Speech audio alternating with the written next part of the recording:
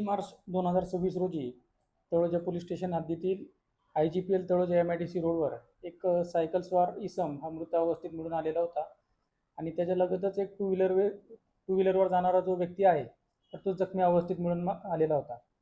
सदरची माहिती तळोजा पोलीस स्टेशनला प्राप्त होताच तळोजा पोलीस स्टेशनची टीम तत्काळ त्या ठिकाणी पोहोचलेली होती आणि या घटनेच्या अनुषंगाने तळोजा पोलीस स्टेशन या ठिकाणी CR नंबर 95/26 भारतीय न्याय संहितेचे कलम 103(1) 109 अन्वये आपण गुन्हा दाखल केलेला होता.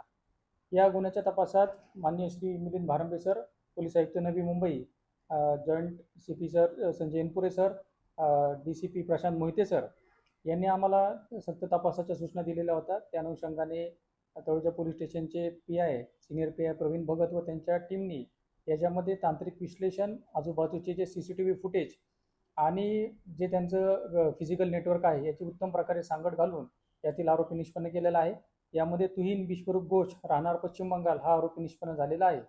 सदरचा जो आरोपी आहे त्या घटनास्थळाच्या बाजूला एक कंपनी होती, त्या ठिकाणी सुरक्षा रक्षक म्हणून काम करत होता आणि त्याच्याकडे पैसे नसल्यामुळे तो वैफल्यग्रस्त झालेला होता आणि त्या तणावातून त्यांनी लोखंडी पाईपच्या साहाय्याने रस्त्यावरून जाणार एक सायकल स्वार इसमाच्या डोक्यात लोखंडी पाईप घालून त्याला मारलेला आहे. त्याचप्रमाणे एक मोटरसायकलवर जाणाऱ्या व्यक्तीला देखील लोखंडी पाईप घालून त्याला जबर दुखापत केलेली आहे.